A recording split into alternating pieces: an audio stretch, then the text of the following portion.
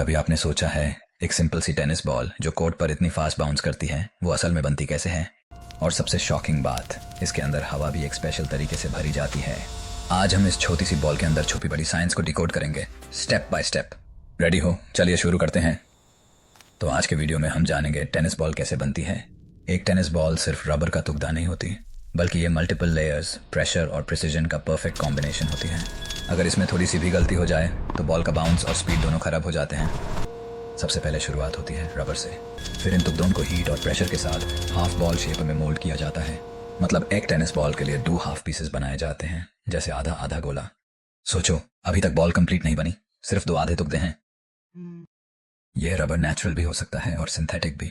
इस रबर को एक मशीन में डाला जाता है जहां उसमें कुछ केमिकल्स मिक्स किए जाते हैं ताकि वो स्ट्रॉन्ग और फ्लेक्सिबल बन सके। फिर क्या होता है, इस मिक्सचर को शीट्स के फॉर्म में रोल किया जाता है, बिल्कुल रोटी बेलने जैसा। अब ये रबर शीट्स रेडी हैं नेक्स्ट स्टेप के लिए। अब इन रबर शीट्स को छोटे छोटे गोल टुकड़ों में कट किया जाता है। अब आता है सबसे इंटरेस्टिंग पार्ट। इस रबर बॉल के ऊपर एक फजी लेयर लगाई जाती है जिसे फेल्ट कहते हैं। यह फेल्ट एक्चुअली वुल और नायलॉन का मिक्स होता है। इसको स्पेशली कट करके बॉल के ऊपर ग्लू से चिपकाया जाता है और उसका डिजाइन भी फिक्स होता है, जो आपको वो कर्व्ड व्हाइट लाइंस दिखती हैं। ये सिर्फ डिजाइन नहीं है, इसका रोल है बॉल की स्पीड और एयर रेजिस्टेंस कंट्रोल करना।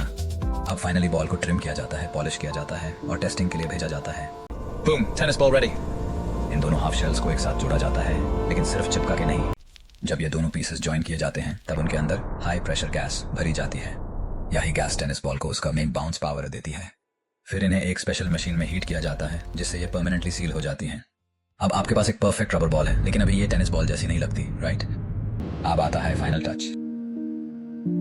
अब थोड़ा अंदर की बात। हर टेनिस बॉल को मार्केट में भेजने से पहले स्ट्रिक्ट टेस्टिंग होती है।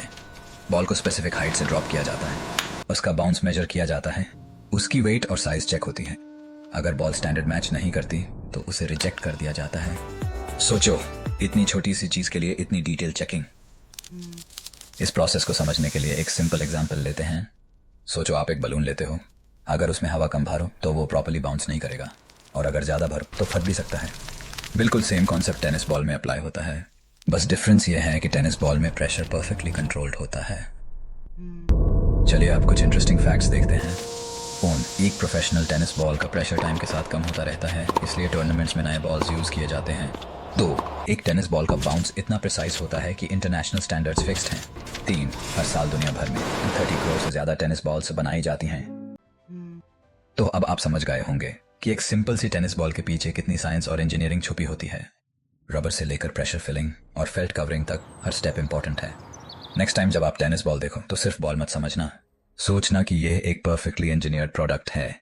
अगर आपको ऐसे ही और हिडन प्रोसेस वीडियोस देखने हैं, लाइक करो, शेयर करो और चैनल को सब्सक्राइब करना मत भूलना। मिलते हैं नेक्स्ट वीडियो में, तब तक के लिए स्टे क्यूरियस।